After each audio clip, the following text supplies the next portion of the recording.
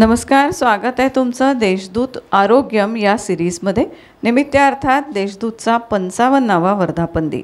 या वर्धापन दिनाच्या तुम्हाला खूप साऱ्या शुभेच्छा.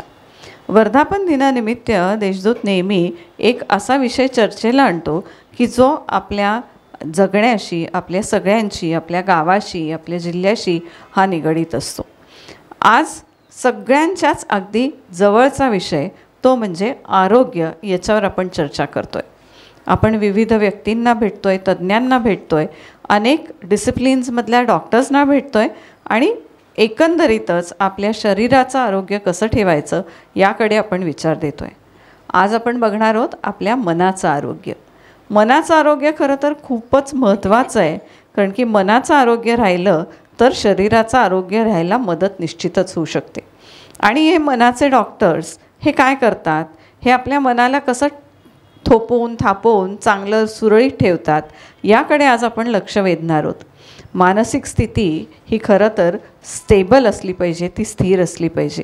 पण याच्यात कधीकधी मानसिक आजार पण होऊ शकतात. अशा वेळेस डॉक्टर्स निश्चितच मदत करू शकतात.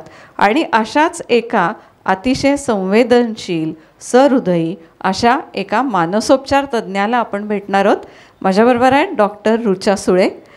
नमस्कार ताई आणि स्वागत आहे तुमचं या सिरीजमध्ये. थँक्यू.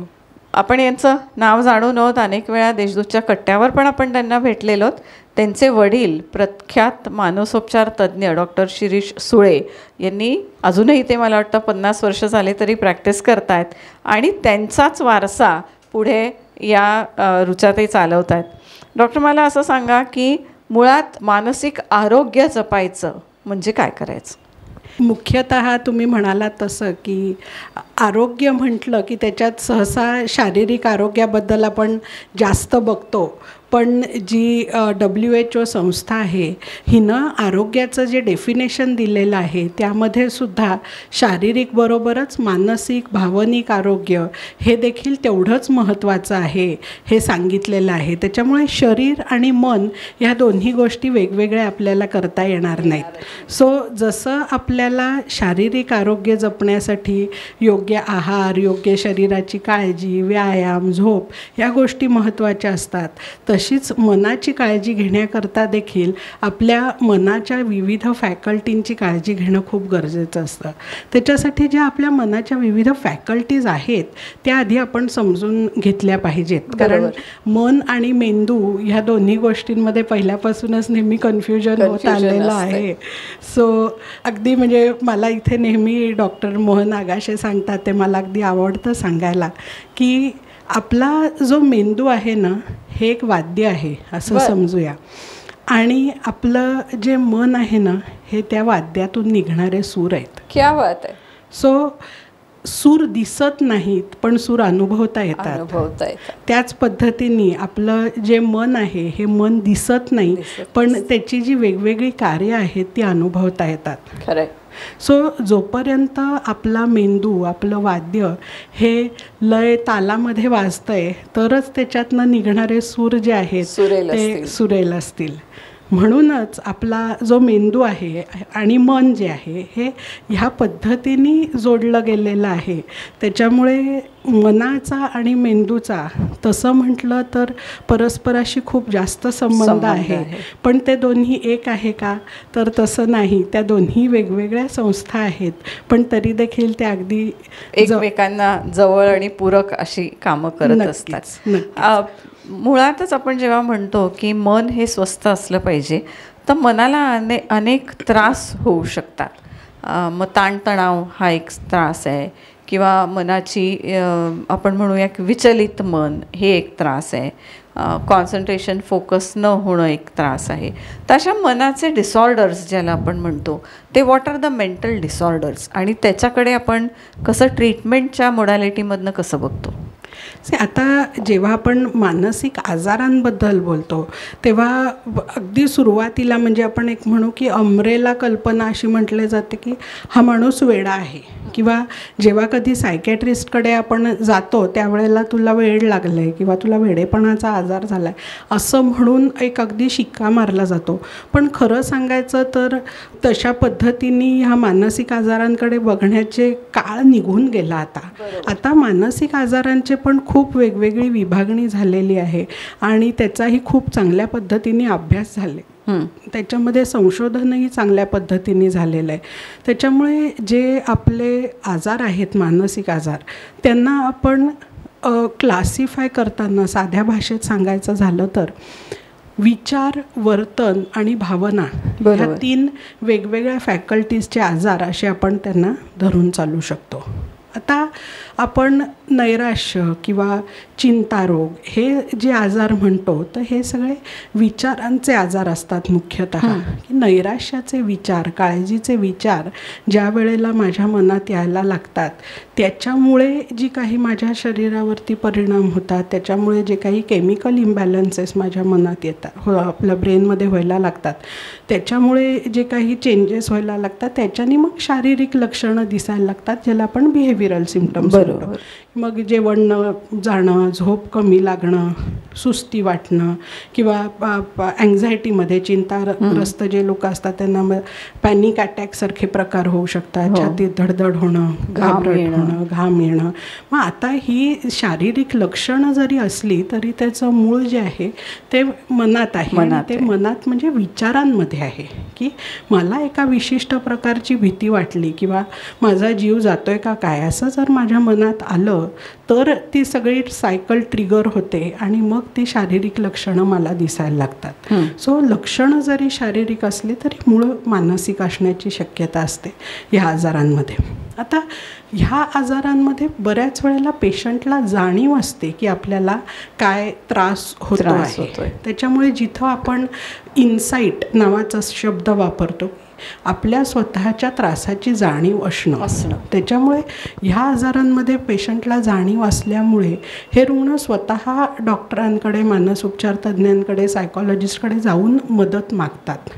पण काही प्रकारचे आजार जे असे असतात जे विचारांचे असतात, ज्याच्यामध्ये चुकीच्या प्रकारचे विचार मनात यायला लागतात की जिथं आपले भास होऊ शकतात, भ्रम होऊ शकतात, लोकांवरती अविश्वास तयार होतो, संशय वाटायला लागतो, भीती वाटायला लागते. मग अशा प्रकारचे विचार चुकीचे जेव्हा मनात येतात त्यावेळेला त्या व्यक्तीचं भान राहत नाही. त्याच्यामुळे मग तो एका काल्पनिक जगात वावरायला लागतो आणि मग अशा वेळेला पेशंटला इन्साईट काहीच नसते की मग आपण आजारी आहोत ही समज त्याला नसल्यामुळे मग अशा आजारांमध्ये ट्रीटमेंटची जबाबदारी, पेशंटची पूर्ण काळजी घेण्याची जबाबदारी ही नातेवाईकांवर पडते. बरोबर. आपण असं बघितलं की आयुष्याची जर का स्थिती बघितल्या तर लहान मुलं, मध्यमवयीन आणि वृद्ध, तर लहान मुलांमध्ये युजली आपल्याला स्ट्रेस, एन्झायटी अशासारखे सिंड्रोम्स दिसत असतात. कारण की शाळा असते, अपेक्षांचं ओझं त्यांच्यावर असतं, हेक्टिक रुटीन्स असतं, पिअर ग्रुप असतो, हे सगळं दिसतं.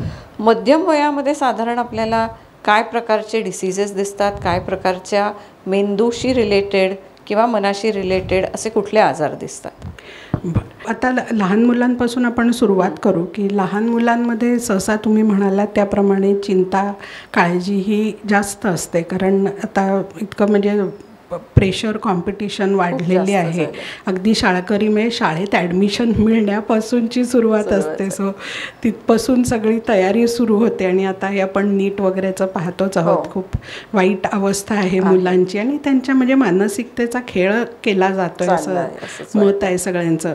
सो अशा परिस्थितीला तोंड देताना ह्या म्हणजे कोवळ्या मनावरती असे त्रास होणं हे खूप वाईट आहे खरं सांगायचं झालं तर. आणि हेच मन, हेच विचार, हेच अनुभव घेऊन जेव्हा ते यंग ॲडल्टहूडमध्ये जातात त्यावेळेला त्यांच्या मनाची कितपत तयारी असते अशा गोष्टी परत फेस करण्याची.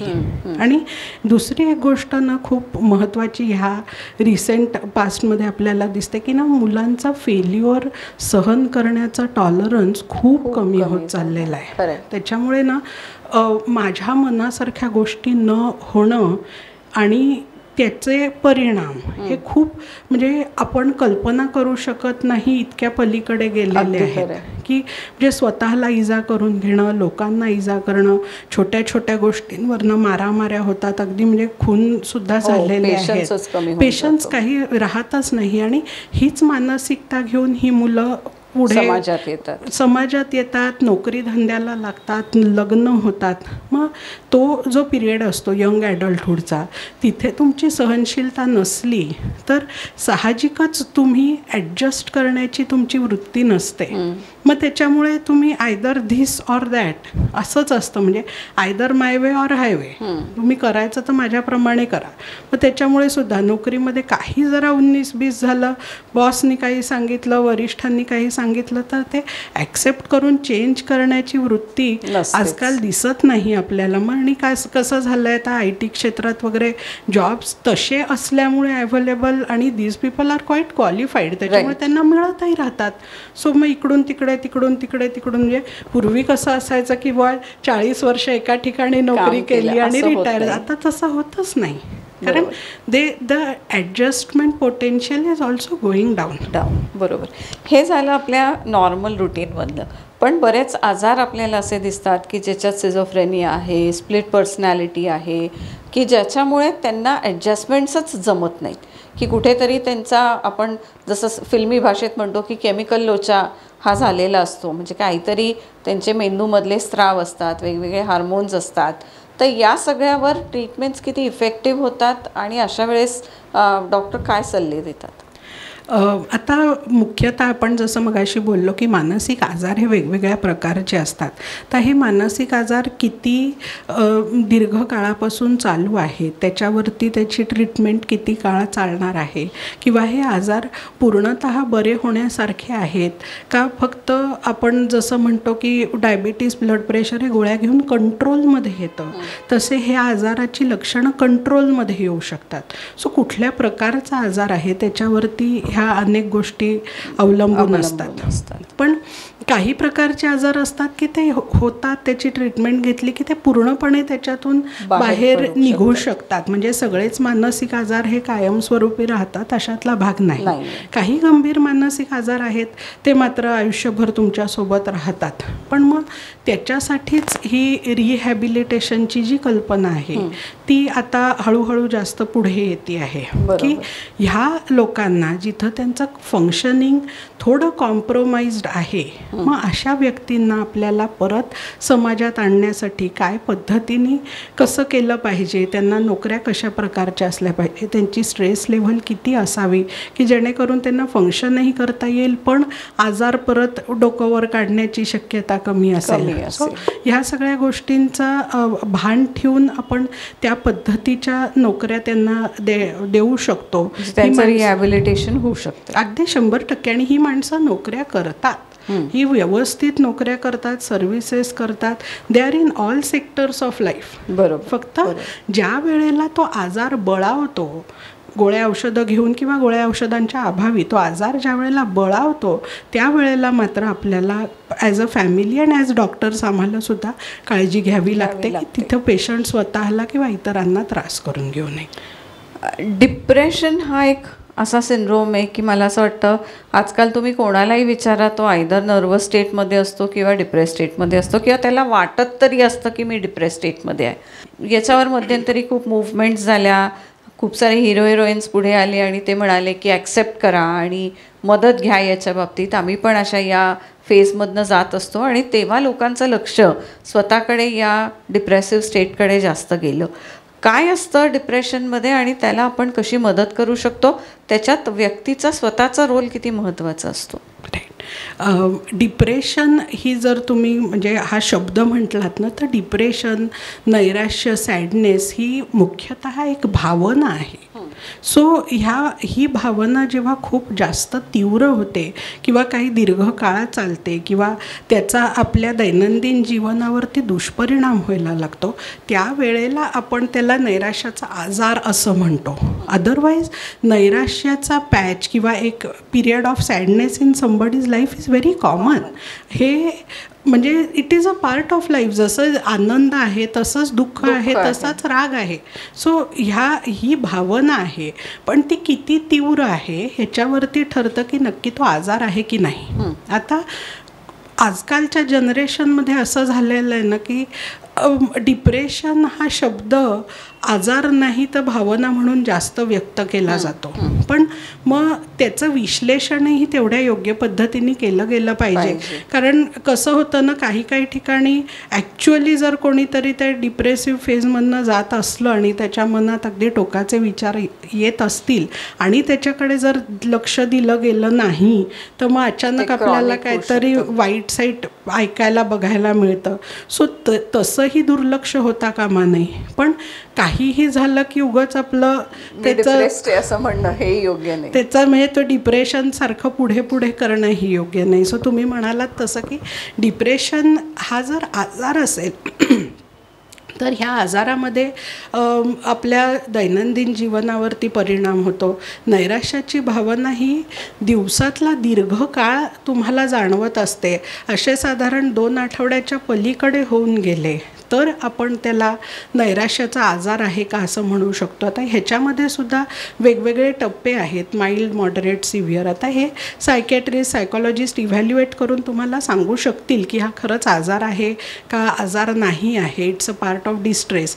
हे सगळं तुम्हाला इव्हॅल्युएशन करून मिळेल. पण त्याच्याचबरोबर जर समजा आता माइल्ड किंवा मॉडरेट डिप्रेशन जरी असलं तरी अशा वेळेला गोळ्या औषधांबरोबर अशी अपेक्षा असते की त्या व्यक्तीने देखील स्वतः ह्याच्यातून बाहेर निघण्यासाठी काहीतरी केलं पाहिजे. जेव्हा मेजर डिप्रेशन किंवा सिव्हिअर डिप्रेशन असतं त्यावेळेला मात्र त्या व्यक्तीला काही करायची उमेदच नसते, काही इच्छाच नसते. म्हणजे जे आपण म्हणतो ना की स्फूर्ती वाटते काहीतरी करावं, तेच नसतं. सो अशा फेजमध्ये आम्ही जास्त करून गोळ्या औषधांवरती अवलंबून राहतो. पण त्या सिव्हिअर फेजमधनं एकदा व्यक्ती बाहेर आला की then we definitely want them to help themselves. मग त्यावेळेला तुमचं स्वतःचं रुटीन मेंटेन करणं, जागायच्या झोपायच्या वेळा मेंटेन करणं, थोडासा व्यायाम करणं, 4 चौघात जाणं, बोलणं, ह्या ज्या गोष्टी आहेत ना ह्या तुम्हाला आनंददायी जरी नसतील त्या काळामध्ये तरी त्या करायला पाहिजेत. कारण त्या करून देखील तुमच्या जे काही ब्रेनमध्ये केमिकल चेंजेस असतात ते हळूहळू व्हायला लागतात. औषध उपचाराबरोबर जर तुम्ही ह्या गोष्टींची केल्यात, सायकोथेरपीबरोबर ह्या गोष्टी तुम्ही केल्यात तर तुम्ही त्याच्यातनं नक्कीच लवकर बाहेर येऊ शकता. अगदी खरं आहे. जसं आपण हे तरुण वयातल्या आजारांकडे बघतो तसं वृद्धापकाळात पण काही मानसिक आजार लोकांना सामोरे जावे लागतात.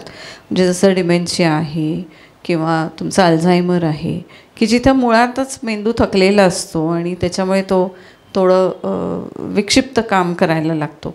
तर अशा वेळेस मला वाटतं रुग्णापेक्षा त्याच्या केअरटेकर्सचा रोल जास्त महत्त्वाचा असतो. तर केअरटेकर्ससाठी तुम्ही काय सांगाल? नक्कीच. आपण थोडंसं म्हणजे वृद्धापकाळाकडे चाललो आहे म्हणून मी जरा रिटायरमेंट किंवा साधारण 40-45बद्दल बोलते. इथं महत्त्वाचा मुद्दा हा की बायांची पाळी जाण्याची वेळ साधारण तीच असते आणि आपल्याला माहिती आहे की त्या काळात हॉर्मोनल चेंजेस अगदी 100% होत असतात स्त्रियांमध्ये. आता जसे शारीरिक बदल होत असतात त्याच पद्धतीने आयुष्यातही अगदी ठराविक घडामोडी होतच असतात. मुलं शिक्षणाकरता बाहेर चालली जातात किंवा एखादी नवीन सून घरात येते, नातवंड घरात येतात. मग अशा वेळेला हा जो चेंज्ड रोल आहे तो त्या स्त्रीला ॲक्सेप्ट जर समजा करता आला नाही किंवा ती त्याच्यामध्ये रुळू शकली नाही व्यवस्थित, अचानक एकटेपणा तिला जाणवायला लागला. इतके दिवस मुलं घरात होती, आता अचानक परदेशात शिकायला गेली आणि ही स्त्री आता नवरा नोकरीला जातो, ही स्त्री एकटीच घरात आहे. तर अशा वेळेला डिप्रेशन किंवा चिंतारोग होण्याची पण शक्यता खूप जास्त असते. सो ह्या स्टेजमध्ये साधारण 45 to 55 ह्या एज ग्रुपमध्ये स्त्रियांमध्ये नैराश्य होण्याची शक्यता ही खूप जास्त असते आणि ती बऱ्याच वेळेला पाळी जाते म्हणून होतं आहे असं म्हणून त्याच्यावरती आपण ढकलून कारण त्याच्याकडे दुर्लक्ष करतो, पण हा एक आजारच आहे. सो ते पेरिमेनोपॉझल पिरियडमध्ये डिप्रेशन होण्याची शक्यता जास्त असते. त्याच्यामुळे स्त्रियांनी थोडं सतर्क राहिलं लक्ष द्यायला पाहिजे. निश्चितच स्त्रियांच्या मानसिक आरोग्याचा खूप महत्त्वाचा वाटा आहे. म्हणजे तिचं मानसिक आरोग्य चांगलं राहिलं तर कुटुंबाचं सुद्धा मानसिक आरोग्य चांगलं राहायला खूप जास्त मदत होते.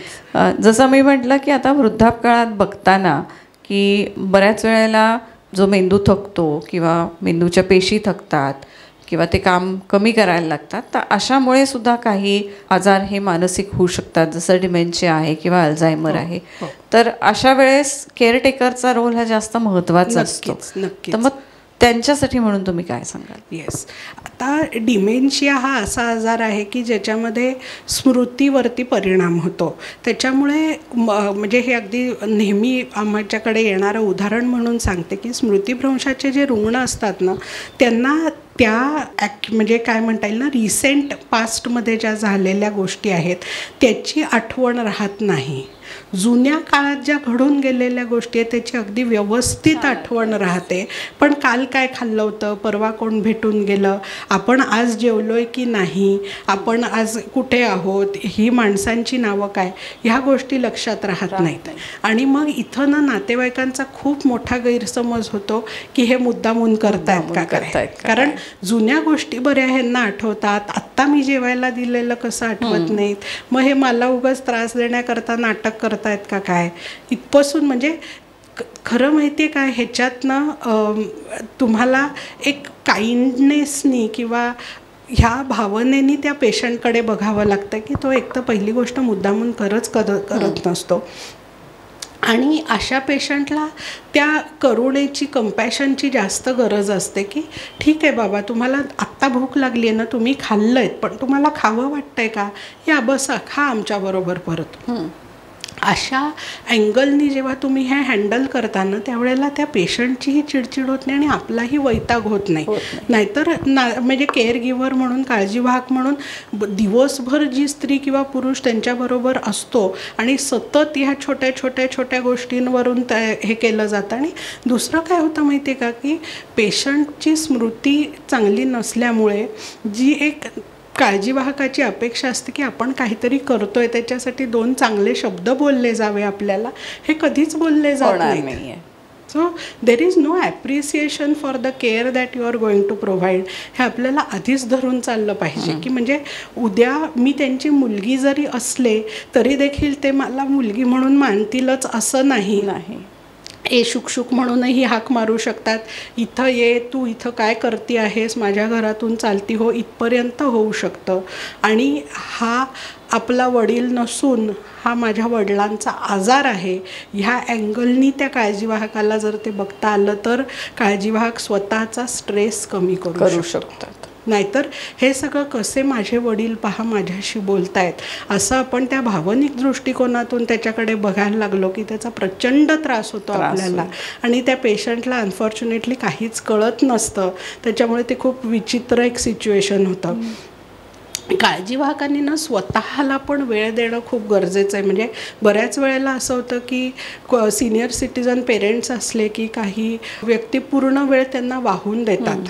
म्हणजे दिवसभरही त्यांना स्वतःचं असं काहीच लाईफ राहत नाही. ह्यांची जेवणी, ह्यांची खाणी नाणी धोणी करण्यातच त्यांचा पूर्ण दिवस चालला जातो. आणि मग अशा वेळेला पण एक केअर गिव्हर फटीग येण्याची शक्यता जास्त असते. मग त्याच काळजीवाहकाचा आपल्याच पालकांवरती चिडचिड होते, स्वतःवरती चिडचिड होते, काही मित्रमैत्रिणीच राहत नाही, स्वतःच्या आवडीनिवडी काही राहत नाहीत. सो अशा वेळेला आम्ही त्या काळजीवाहकांना सांगतो की काही वेळेला तुम्ही इतर लोकांवरती ड्युटी डेलिगेट करा आणि स्वतःसाठी वेळ काढा. बरोबर. सो तिथं तुमचं मानसिक आरोग्य तुम्ही जपलं तरच तुम्ही तुमच्या रुग्णाचं मानसिक आरोग्य जपू शकणार आहात. नक्कीच. एक जाता जाता असा मी एक प्रश्न विचारते तुम्हाला की पूर्वीच्या काळी असं म्हणत होते की ही जी सायकॅट्रिक मेडिसिन्स आहेत एक तर ती खूप इंटेन्स असतात किंवा त्याचे साईड इफेक्ट्स जास्त असतात किंवा ती लाँग टर्म घ्यावी लागतात. तर आता काळ खूप बदलला आहे, रिसर्च खूप झालेला आहे, खूप वेगवेगळ्या प्रकारचे मेडिसिन्स आलेले आहेत आणि चांगला उपयोग मेडिसिन्सचा होऊ शकतो. तर या मेडिसिन्सच्या मिथबद्दल तुम्ही काय सांगाल सगळ्यांना, की औषधोपचार कसा उपयोगी होऊ शकतो किंवा तो किती मर्यादेत वापरावा, तो कसा वापरावा? आणि बऱ्याच वेळा आपण असं बघतो की मानसिक रुग्ण थोडं बरं वाटायला लागलं की त्याच्या मनानेच ती औषधं बंद करून टाकतात. तर या बाबतीत जरा थोडंसं मार्गदर्शन करा. नक्कीच हा खूप महत्त्वाचा मुद्दा आहे आम्हा सगळ्या सायकॅट्रिस्टच्या दृष्टीने. तर पहिली गोष्ट तुम्ही म्हणालात ती बरोबर आहे की मानसिक आजाराच्या बाबतीतली जी काही औषधं आहेत ही दीर्घकाळ घ्यावी लागतात, हे नक्कीच खरं आहे. म्हणजे जसं अँटीबायोटिकचा कोर्स एक 10 दिवसाचा असतो, 5 दिवसाचा असतो, तसं मानसिक आजाराच्या बाबतीत होत नाही. कमीत कमी 6 महिने 3 महिने आजार बघता, त्याची तीव्रता बघता डॉक्टर तुम्हाला योग्य मार्गदर्शन करतील. आता ह्याच्यामध्ये म्हणजे एक बेसिक की गोळ्या औषधं मानसिक आजाराची कशा पद्धतीने काम करतात. तर जसं आपण म्हटलं की मानसिक आजारांचं मूळ जे आहे हे आपल्या मेंदूमध्ये जी काही रासायनिक बदल झालेले आहेत तिथे आहे. तर अशा वेळेला ही औषधं गोळ्या देऊन आपण ह्या जी काही रासायनिक बदल आहेत ते परत नॉर्मलला आणण्याचा प्रयत्न करत असतो, बरोबर.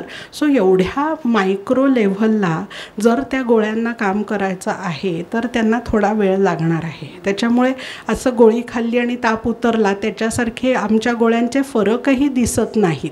मग बऱ्याच वेळेला म्हणजे 2 प्रकारे औषधं बंद केली जातात. पहिलं म्हणजे ह्या गोळ्यांनी काही फरकच पडत नाही, त्याच्यामुळे पहिले 4-8 दिवस घेतात आणि डिस्कंटिन्यू करतात, कुछ फायदा ही नाही हुआ. नाहीतर दुसरं तुम्ही म्हणालात तसं की जरा बरं वाटायला लागलं की मग त्या एका गोळीची अर्धी मग अर्धीची अजून पाव करून मग ते बंद करायचं आणि मग 1-2-4 महिन्यांनी परत यायचं की डॉक्टर परत त्रास झाला. मग अशा वेळेला आम्ही त्यांना सांगतो की तुम्ही जी काही औषधं घेतलेली आहेत ही जोपर्यंत तुमच्या शरीरामध्ये होती, मेंदूवरती काम करत होती, तोपर्यंत तुम्ही मेंदूचे जे काही केमिकल चेंजेस झाले होते त्याच्यामुळे तेवढा काळ तुम्हाला बरं वाटत होतं. पण ती थेरपी जोपर्यंत पूर्ण होत नाही, तुमच्या मेंदूला तेवढी योग्य चालना मिळत नाही, ती रसायनं परत स्वतः बनवायला लागेपर्यंत, तोपर्यंत तुम्ही जर ती ट्रीटमेंट कंप्लीट केली नाहीत तर ती अर्धवट होणार आणि अर्धवट झाली की तो आजार परत बळावण्याची तेवढी शक्यता असते. So they have to be very careful ह्या बाबतीत की डॉक्टरांच्या सल्ल्याशिवाय औषधं बदलूही नाहीत, औषधं थांबवूही नाहीत.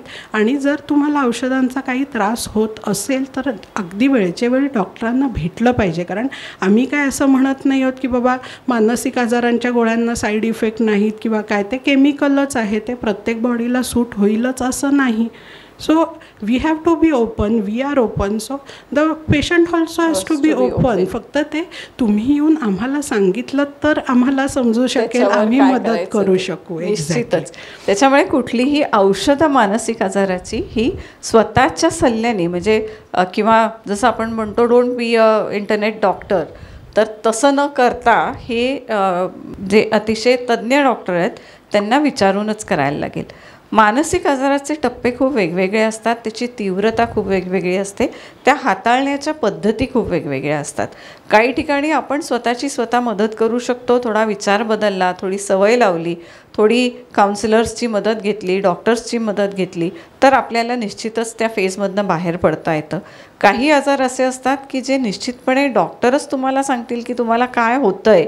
सिम्पटम्स वेगळे असतात आणि त्याचं मूळ वेगळं असू शकतं, तो आजार वेगळा असू शकतो. तर त्याच्यासाठी म्हणून डॉक्टरांचा सल्ला घेणं हे अतिशय आवश्यक आहे. कुठलेही औषधं ही स्वतःच्या मनाने घेऊ नका आणि ती स्वतःच्या मनाने बंद पण करू नका असंच डॉक्टर सांगतायत. एकंदरीतच आपल्या या धकाधकीच्या आयुष्यात आपलं मन जपणं, एक तर मन आपलं तसंही खूप हळवं असतं आणि ते कुठल्याही कारणाने पटकन दुखावतं.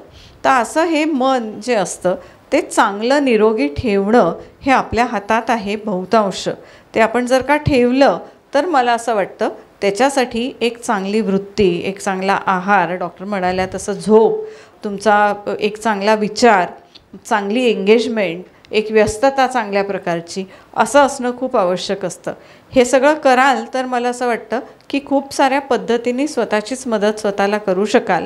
जिथं ती स्वतःची मदत होत नाही आहे तिथं निश्चितपणे डॉक्टरांची मदत घेणं आणि त्यांनी सांगितल्याप्रमाणे ते हँडल करणं आवश्यक आहे. डॉक्टरांनी खूप छान केअर गिवर्ससाठी, जे काळजी वाहक आहेत यांच्यासाठी पण सल्ले दिलेले आहेत. ते सल्ले त्यांनी अवलंबवले तर कदाचित ते मानसिक स्थितीमध्ये नैराश्याच्या किंवा ताणाच्या जाण्यापासून आपण त्यांना वाचवू शकू. हे सगळं करणं खूप गरजेचं आहे, कारण की शेवटी शरीरातले इतर आजार जे असतात बऱ्याच वेळा ते मानसिक आजारांमुळे किंवा मानसिक स्थितीमुळे बळावतात. आणि ते आजार बळावू नये म्हणजे डायबिटीसचा तुमच्या स्ट्रेसशी संबंध आहे, ब्लड प्रेशरचा तुमच्या स्ट्रेसशी संबंध आहे, पेन्सचा तुमच्या स्ट्रेसशी संबंध आहे, पोटाचे आजार जे असतात हे असं म्हटलंच जातं की पोटाचे आजार हे डोक्यातूनच सुरू होतात. तर त्याच्यामुळे हे सगळे जे बाकीचे आजार आहेत त्यांना जर का तुम्हाला व्यवस्थित ठेवायचं असेल तर तुमचं मन स्थिर ठेवणं हे खूप आवश्यक आहे. त्याच्यासाठी तज्ज्ञ मंडळी उपलब्ध आहेत. डॉक्टर रुचांसारख्या, जसं मी मगाशीच म्हटलं, अतिशय संवेदनशील, अतिशय काय म्हणूयात नॉलेजेबल, की ज्यांना खरोखरच त्यांच्या विषयाचं परिपूर्ण ज्ञान घेत आहेत आणि स्वतःला अपडेट ठेवत आहेत, अशा डॉक्टर्स आणि ज्यांना मदत करायची वृत्ती आहे अशा डॉक्टर्स या सायकॅट्रिक फील्डमध्ये पण उपलब्ध आहेत. त्यांची मदत आपण घेऊयात आणि एकंदरीत निरोगी आयुष्याकडे वाटचाल करताना आपल्या मनाची सुद्धा काळजी घेऊयात. डॉक्टर, तुम्ही इथे उपस्थित झालात आणि नेहमीप्रमाणेच खूप सुंदर माहिती दिलीत, त्याबद्दल खूप सारे धन्यवाद. थँक्यू.